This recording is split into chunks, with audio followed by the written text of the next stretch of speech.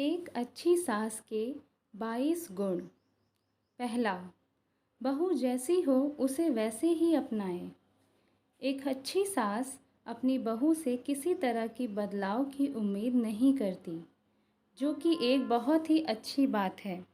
आप खुद ही सोचिए कि अगर आपके व्यक्तित्व में कोई फेरबदल करे तो आपको कैसा लगेगा। दूसरा, भेदभाव नहीं करना। कहते हैं बेटी तो पराया धन होती है, जबकि बहू आपका अपना धन है। एक अच्छी सास बने और बेटी बहू के बीच भेदभाव वाली दीवार ना खींचें।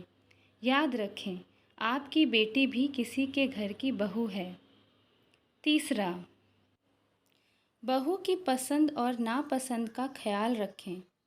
सास माँ समान होती है और ऐसे में माँ को अपनी बेटी की पसंद और नापसंद का ख्याल रखना ही चाहिए।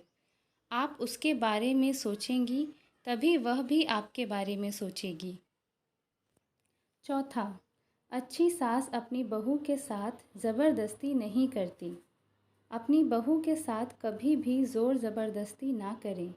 कुछ चीज़ें उनके अनुसार भी करें। उनके साथ तालमेल बिठाकर काम करें। पांचवा, ताना नहीं मारना। एक अच्छी सास अपनी बहू को किसी भी बात के लिए ताना नहीं मारती है, उसे प्यार से समझाती है।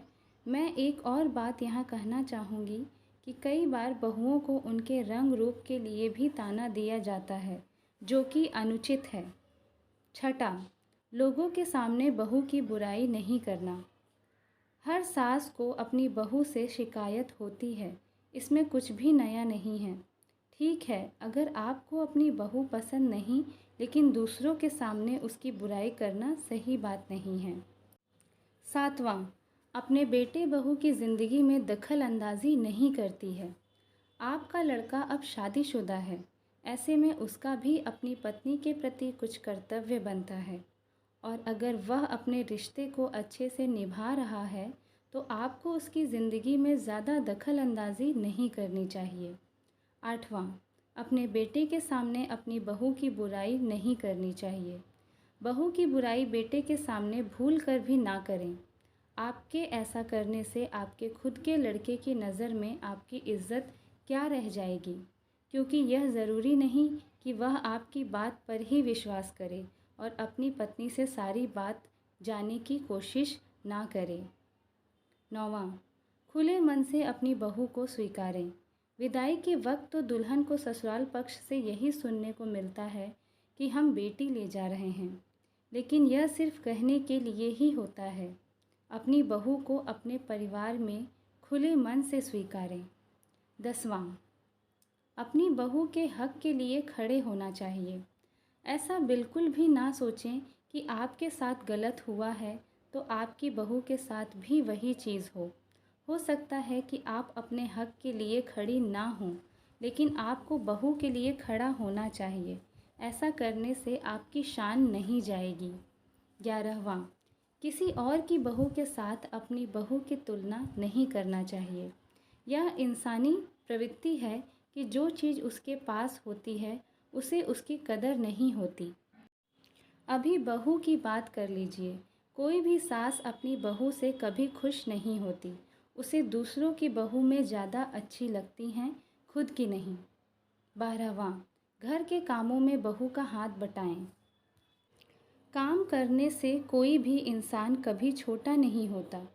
बहू अगर थक हार कर नौकरी से आई है तो उसकी थोड़ी बहुत मदद करें, ना कि सारा काम उस पर लाद दें और खुद चुपचाप देखते रहें। 13वां, अपनी सारी बहुओं को एक समान ही प्यार दें। हर सास के लिए उसकी सारी बहुएं एक समान ही होनी चाहिए। बहू के बीच भेदभाव करना एक अच्छी सास के गुण कतई नहीं है। अगर आप एक परिवार चलाना चाहती हैं, संयुक्त परिवार, तो आपको सबको बराबर रखना ही पड़ेगा। 14वां, बहू के साथ दोस्तों जैसा बर्ताव करें। अब वह ज़माना गया जहां बहू सास से बातचीत नहीं कर सकती थी। अब के समय में कई घरों में देखा जाए तो सास और बहू आपस में अच्छा बॉन्ड शेयर करती हैं। सास बहू के रिश्ते में भी दोस्ती वाला बर्ताव होना चाहिए। 15वां, हर बात पर मेरा बेटा ना करें। पहले आप सिर्फ माँ थीं, अब आप सास भी बन चुकी हैं। ठीक इसी तरह आपका बेटा बस बेटा नहीं रह गया, बल्कि अब वह किसी का पति भी बन गया है। ऐसे में चीज़ों को समझते हुए आपको हर वक्त मेरा बेटा नहीं करना चाहिए। 16वां, बहू को बेटी की तरह ही प्यार करें। एक अच्छी सास अपनी बहू को बेटी की तरह ही मानती है। वह बेटी बहू के बीच फ़र्क नहीं करती, प्यार एक समान और डांट भी एक समान ही देती है। दोनों के बीच भेदभाव ना करें, आखिर वह भी तो किसी की बेटी है। 17वां, सास को बहू के साथ बातचीत करनी चाहिए।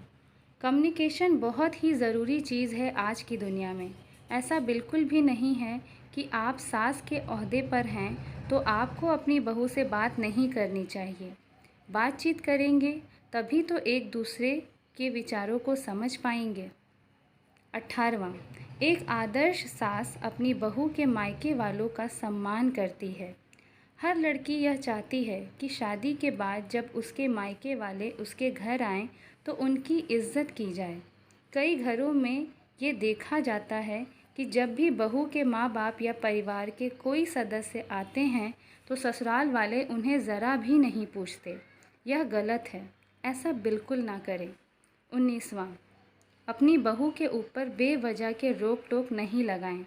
बेटे की माँ होने का यह मतलब कतई नहीं है कि आप बहू पर शासन करेंगी। पहले ज़माने में तो लड़कियां चुपचाप अपनी सास की हर बात मानती थीं, पर अब ज़माना बदल गया है। बदलते समय में खुद में थोड़ा बदलाव कीजिए और रोक टोक करने वाली आदत को छोड़ दीजिए।